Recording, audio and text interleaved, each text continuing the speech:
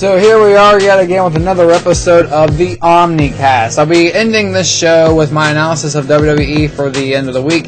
I'll tell you about a new podcast that will be an extension of this one that I call the Omni Excess Podcast. And it's, I'll have more details about that later. But here we're going to continue in our discussion with Michael about Pincushion 2022, his album with his best friend. That's Michael is Dead MC and his friend Scott as Lil Zip. Just good stuff here, and they're currently working on the new album. And also, I'll be talking about some other stuff there, so hope you enjoy.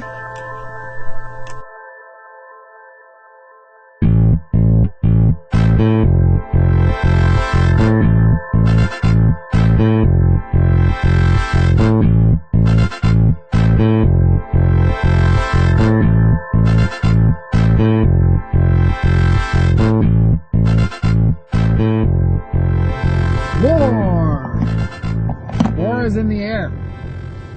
As of this recording, which right now I'm recording this on February 24th, 2022. I don't know when I'll be posting this, or on what way I'll be posting it, but ultimately, all this talk of war, it's in the air. You can't escape it. Whether you get your news by reading, listening, watching, you can't escape the talk of war. And the scariest part is the conversation about war involves Russia, a nuclear power, like the only other major nuclear power on Earth. I mean, yes, you have other nuclear powers, but the major nuclear powers are the United States and Russia. That's it. Others have like a handful compared to Russia and the United States, both of whom have thousands. The United States has more than Russia, and I think more than Russia and the rest of the world combined. I think it has more than double Russia's nuclear weapons. But that doesn't make Russia's stockpile any less scary, because hell, just even a few dozen nuclear weapons can do an immense amount of damage. The U.S. and Russia both possess enough nuclear weapons to destroy the world numerous times over. Yes, I mean destroy the planet. Make it uninhabitable. I don't mean actually blow the planet itself up, which, I think could be possible too, but we're not talking about that. We're talking about making this planet uninhabitable. I mean, the fact that this ability even exists is repulsive, but we just have to deal with what we have right now. And what we have is a world that is on the brink of a third world war. I know we've talked a lot about this on our planet over the past decade and a half. Heck, we've talked a lot about a third world war quite a bit ever since the Second World War. I mean, that's all the Cold War was trying to avoid. Well, its goal wasn't to avoid a third world war, but the people had to fear the possibility of another world war throughout the Cold War. And ever since then, I remember when some used to call the so-called war on terrorism the Third World War. But it wasn't. Because a world war, obviously encompassing every continent, or close to every continent on the globe, multiple countries around the planet, a world war right now would be absolutely catastrophic. I believe it was Einstein. I think it was Einstein who had that famous quote about, it was Einstein. And this is just paraphrasing him. That he knows not what weapons, he basically said, I know not what weapons of the Third World War will be fought, with which it will be fought. But I do know that the Fourth World War will be fought with sticks and stones. So basically he was saying, obviously, that a third global war would send us back to the Stone Age. And I think obviously with the capabilities that all countries have right now, it would do worse than send us back to the Stone Age. I think it would wipe out humanity completely. Or near completely. I mean, not to mention however many other species on the planet would be wiped out. I mean, you're talking about taking the mass extinction event that's already unfolding at our own hands and just maximizing that impact. So, what is going on? What's going on is, I don't watch cable news anymore. I stopped watching cable news. And I only read articles that are very essential to read. So, I've sort of pulled back considerably, especially since late last year, late in 2021. I've pulled back considerably from reading and watching and listening to too much to reduce my stress. I need to get back into the groove of staying current. But what I've gathered about what's going on with Russia and Ukraine and everything is that apparently, after Russia invaded, Crimea, during the Crimean War, which was a part of Ukraine, Russia took it over and reached an agreement, I believe, with NATO and the United States that Ukraine would stay out of NATO. That they were deeply concerned about the possibility of Ukraine joining NATO because they were concerned for their own national security should NATO border it directly on its western border. And some would say, a lot of conservatives are saying this, because, anything that Biden does, they have to be against. But even I might agree to a certain degree that some would argue that Russia may have a legitimate claim of concern about their national security.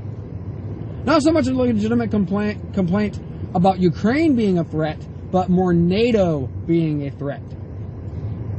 Regardless, here's the thing. Russia invaded Ukraine today, I believe in the wee hours of the night. And that's wrong in and of itself. So you can have two things be right. You can both say that the United States and NATO as a whole were wrong in their handling of the situation.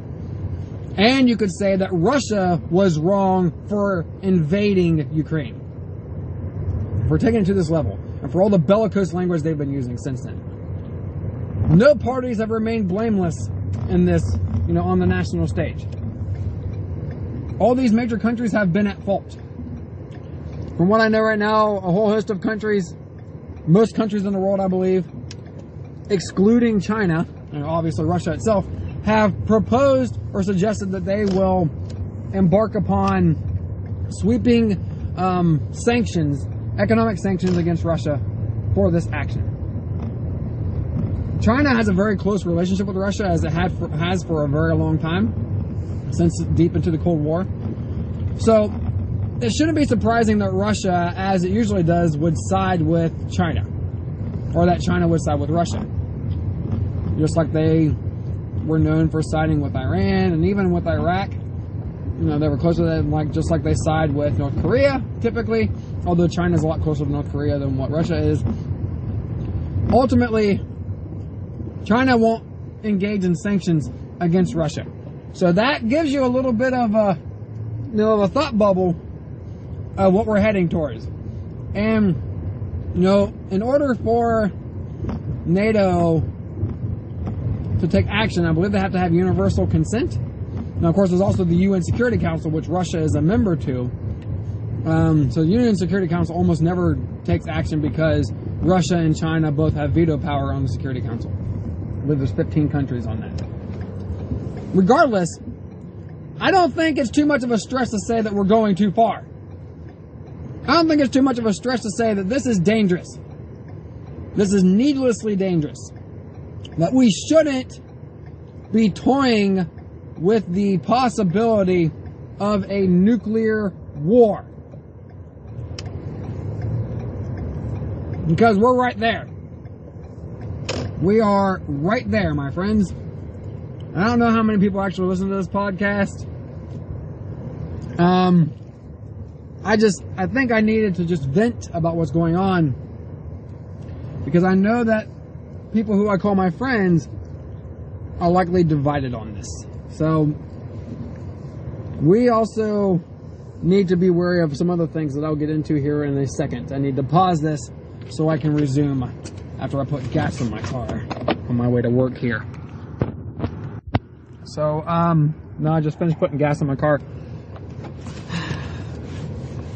Something else that we need to be worried about that we also saw kind of hinted during the Bush years with the so-called global war on terror. And I always say so-called because I used to always call it, and this is back when I was like 20 years old, I used to call it the war to terrorize. I used to say that the Bush regime was terrorizing us and the world, which I still kind of hold that belief. So, regardless, and that's not to say that terrorism isn't a real threat. It's just that Bush's actions did more to destroy our civil liberties than it did to actually deal with terrorism. Anyways, back on subject here. So the thing that we saw back then, as part of that actual attack on civil liberties, was an attack on dissension, our right to dissent. And you're already starting to see signs of it. But this time, instead of the Republicans doing it, you have a lot of Democrats doing it. A lot of people who lean, not so much on the left, but centrist Democrats, who are coming out saying, no, I just saw, for instance, one person who said that maybe Russia had a legitimate complaint about their national security, a legitimate concern. This person, former Congresswoman Tulsi Gabbard, was called a traitor by another commenter. And my big fear about this right now is that you're going to see a lot more of that. A lot more accusations of treason, this is what that is, a lot more accusations of people being traitors for simply saying, look, we shouldn't be doing this, or we did something wrong here. I never will agree with the mindset that someone is a traitor because they disagree with the government at any time. At any time. Just like, you know, I think, yes, the people who participated in the storming of the U.S. Capitol were traitors. But the people who disagree with those who designate others as traitors, you're not so much a traitor. I don't think so. But right now we are at a very dangerous moment. Not only in world history, but in our own history. At times of war, civil liberties take a backseat. And in fact, sometimes civil liberties almost disappear completely. And that is definitely part of our history in warfare. Is that suddenly your rights do not matter. All that matters is the objective of the government. And that's what the military is. It is the government. The government at its most powerful. So, when the government is at its most powerful, that's when we should be, as the people, more empowered than ever to speak up. We should never feel afraid to say, hey, too much. Too much. Because that's what they're getting at. That's where we are getting to. Is a state of fear, which fear drives so many other terrible actions. So many other terrible decisions by government and by people as individuals. So we need to be careful in this moment that we do not sacrifice our own liberties to purchase the illusion of security. Because the only way we are secure as a people is if the people themselves are empowered to have a say in what the government does. And have a say about government at all. The power of the people is sacrosanct. I think that's the biggest thing to be concerned about regarding this whole situation with Russia and a possible new Cold War. Hope that never happens, but there's just some things to consider. A lot of things are in danger right now, and if you don't think they are, then my friends, you are paying attention even less than I have been. So, there you go. There you have it. Those are my thoughts on this. That is all for now.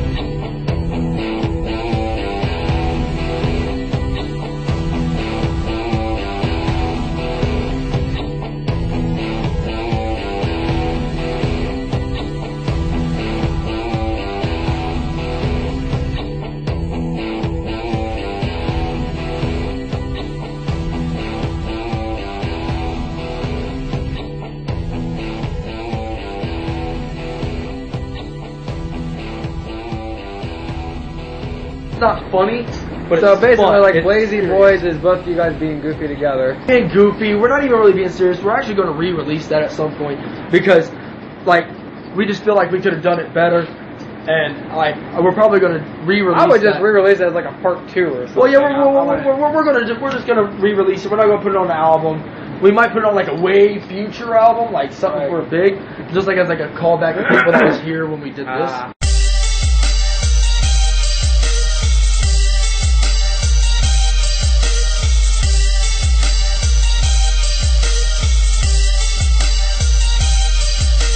Blazy boys with blazy bars, drive you crazy like racing cars. Faded verses will help me fly. Pressing play to get me high. I'm blazed at my chord while I write this verse.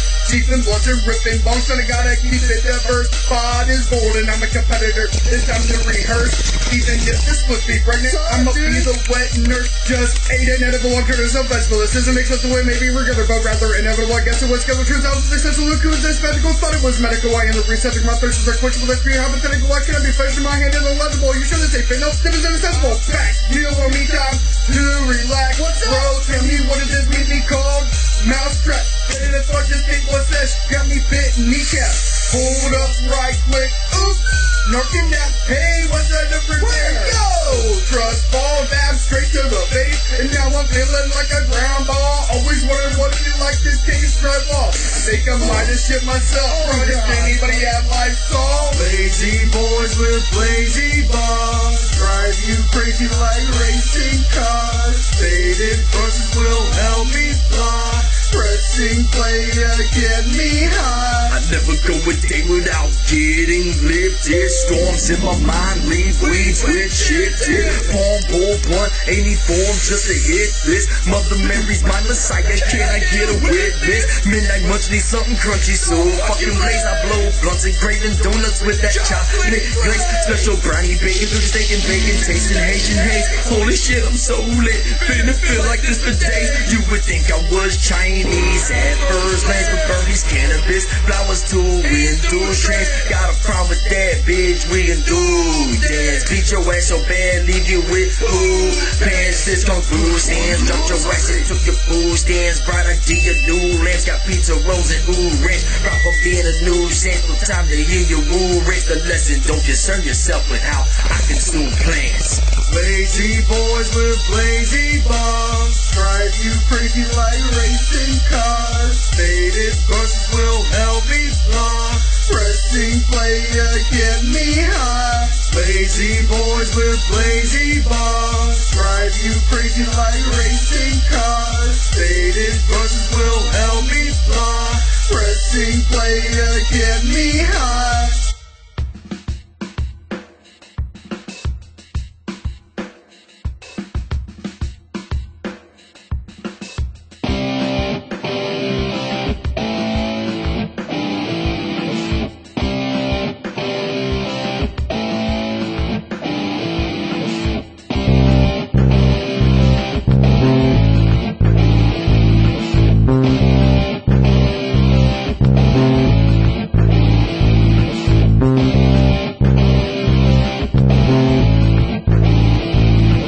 So, here we are talking about professional wrestling, WWE specifically, for the week, going from Raw on February 21st, 2022, through SmackDown February 25th, 2022.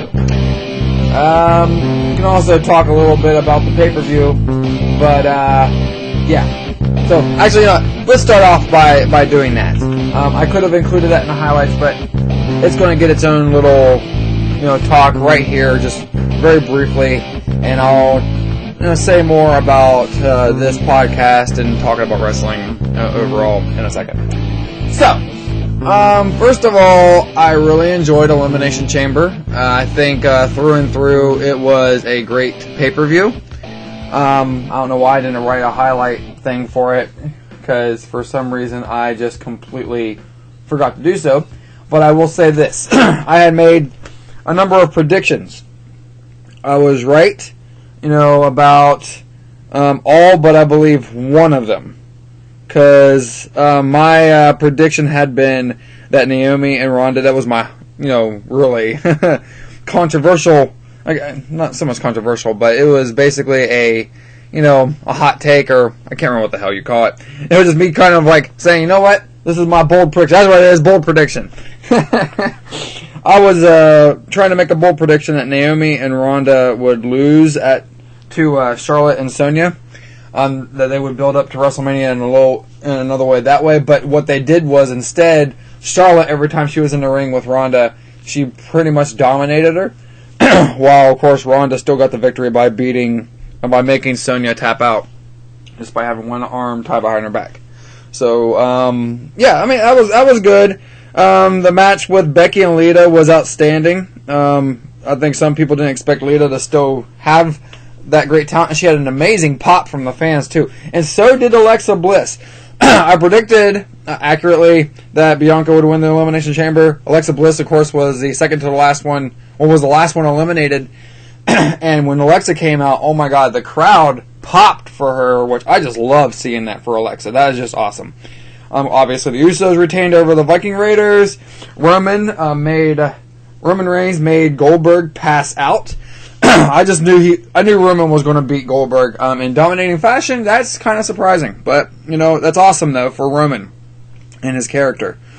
Brock won the Elimination Chamber as predicted. He unfortunately, Bobby Lashley apparently got a real injury, which sucks because I would have loved to have seen Lashley and Lesnar go at it one more time there in the chamber, but they didn't get a chance to. So Lashley apparently will be out of commission for a little while. Hopefully he comes back before Brock leaves. That would be great. If we don't get another Brock Lashley encounter, that's okay. We've had two, which is awesome, but I would have loved to have seen them go at it again. But But Brock Lesnar won. He won it in awesome fashion too. He busted himself out of the chamber, and then out of his little chamber, and then he just demolished everyone in the ring, as others should have suspected he would. And he did a super F5, like video game style, on Austin Theory from the top of his chamber down to the floor. Of course, some people complained about the camera angle and how it's obvious that Austin Theory had to land on his feet, but it still looked awesome. So I don't give a shit what anyone says about that. Anyways, great show through and through. Lesnar's now a 10-time world champion, putting him in that elite class of champions who have had the title 10 times or more. Very few have had it. I mean, it's not as many as you would think. Either way, Elimination Chamber, a great show. I could go through highlights of it, but that's basically what I want to talk about. And the fact that there were 3 women's matches on the show is just fantastic. I mean, you can't ignore the historical significance of the fact that just a few years ago there were no women's matches in there because of the policies of Saudi Arabia, and now WWE has gotten to where there's 3 women's matches, all high caliber, all pay-per-view, regular pay-per-view level. And the people of Saudi Arabia have been eating it up. It's awesome. So, let's get down to the top 5 highlights for the week beyond the pay-per-view. Next time there's a pay-per-view, I will cover the highlights, or I will at least do a episode where I talk specifically about that pay-per-view, and then do another one about the top 5. Anyways, top 5 here for the week, which of course goes beyond that from 221 to 225. Before I get into that, first, honorable mention, Xia Li's debut. Now, here's one thing that sucks. I hate this about wrestling fans, but if a match is too technical, wrestling fans will either chant boring or start chanting something weird. And the fans in Hershey, Pennsylvania, and it was a sold-out crowd, which is awesome that WWE was selling out this venue. But the crowd in Hershey, Pennsylvania started chanting Hershey chocolate. It's the only time of the night when the fans started being lost, when the action in the ring started losing the fans. And it's because of this hatred that exists.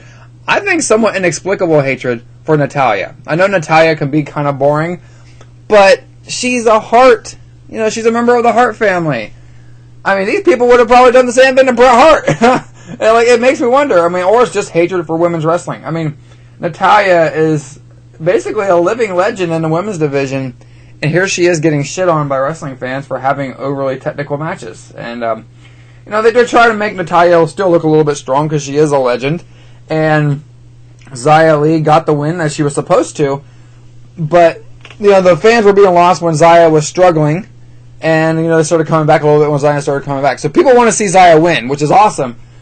But they hate Natalya so much. And I hate that. I hate seeing that. There were 2 women's matches on SmackDown, though, which is awesome. But that awesome finisher, martial arts kick finisher by Xia Li, I just love it. That's how she picked up the victory. Pretty good pop for that. And then, of course, another honorable mention, Dolph Ziggler versus Tommaso Ciampa on NXT. That was the main event, and it was really good. Robert Roode interfered. So I think we're going to be seeing more of Ziggler and Ciampa. Ziggler, in NXT for a little while here, which is okay. I just, as long as Ziggler's doing something, as long as NXT is looking good, I love it. Bianca Belair defeating Doudrop in the main event of Raw. Just a great match between these two. I really enjoyed. I said the main event, or that was wrong. That wasn't the main event. But either way, Bianca Belair defeating Doudrop in a great matchup here. Doudrop actually looked really good here. She didn't have a whole lot of botches in this. I know she's had a few botches in her matches. Not quite Nia Jax level, but she has had. Doudrop's a pretty good wrestler. So I don't care what anyone says. Doudrop's good. I like her character. Bianca just looking impressive as always, and the fans just giving her a humongous pop. Bianca is the woman of the day. So that was a great honorable mention for that. And, of course, the actual main event of Raw is what I was kind of looking at. Seth Rollins and Kevin Owens significantly defeating the number one contenders for the tag team titles, RK Bro. So, that means that Seth and Kevin Owens are added to the tag team title match a week from Monday, which originally was scheduled for Monday. The tag title match was, which means I was going to be able to see it live because my kids and I were going to Raw. But no, they had to change it. So, but also this all feeds into what I suspect will be Riddle versus Randy Orton, probably at WrestleMania. It looks like the tag team is fracturing, which I just hate to see, but they've got to do it eventually. It is what it is. So, on to the top 5. Great honorable mentions this week. Top 5 here. Number 5, Sami Zayn and Johnny Knoxville. So, there's a lot of people out there bitching about the fact that Johnny Knoxville is likely to contend for the Intercontinental title at WrestleMania. I don't give a shit. Like I mentioned last week, the title, whether you like it or not, is a prop.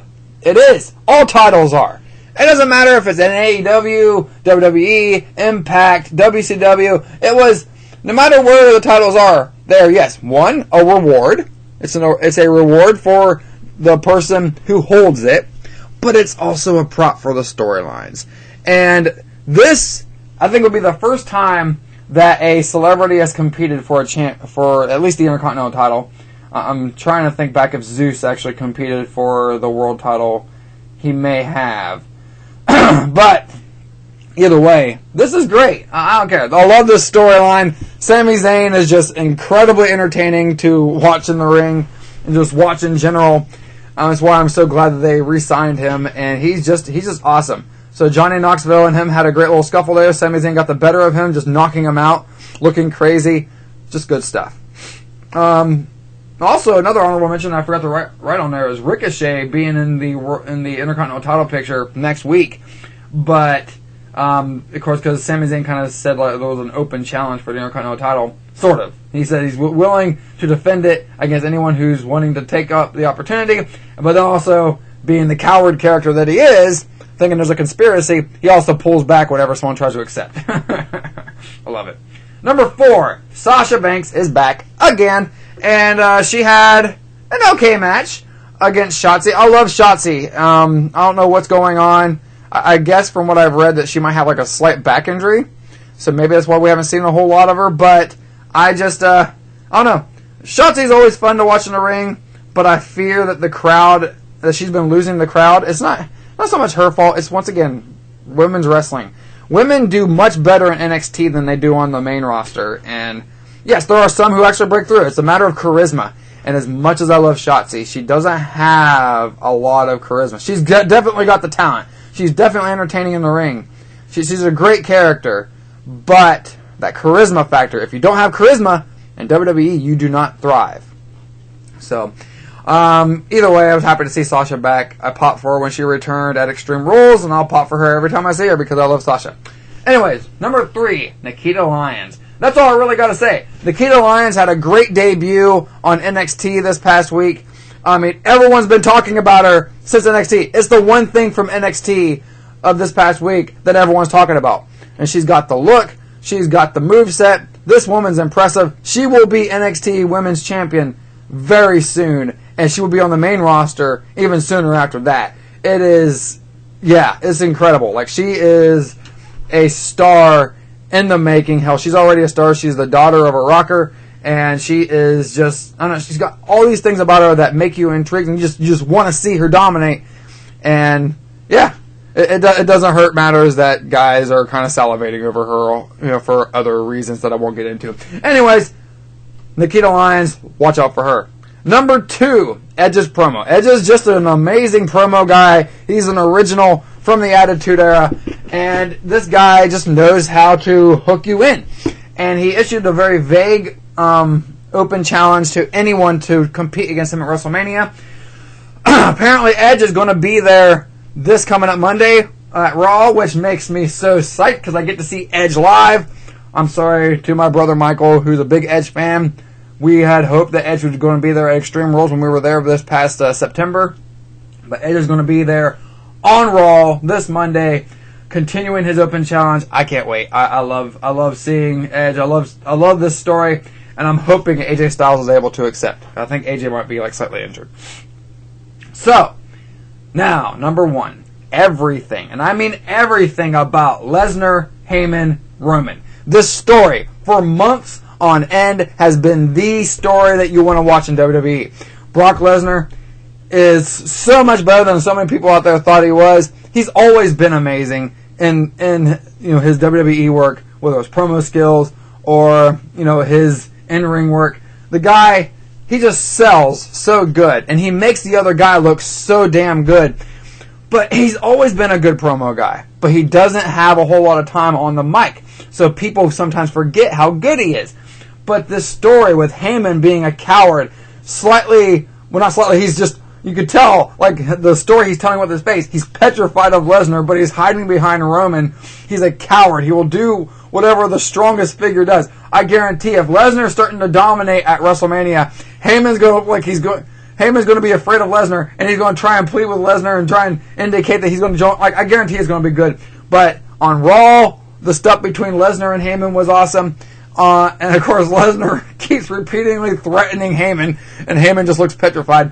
But then Roman had a stellar promo in response to Lesnar, you know, threatening to just kick the ass of both Roman and Heyman. But Roman was like, everything here is mine. That title is mine. This ring is mine. These people are mine. The announcers are mine. Like, he was just saying all these people are mine. It was just such a good promo. Roman in this, what he calls God mode, is just purely God mode. He is telling the truth when he says that. So yes, this was a great week in WWE. I am so excited that the next WWE show is the one I'm going to, because the momentum from this past week, WrestleMania season, is in full force, and I can't wait to see what's next. So there you have it.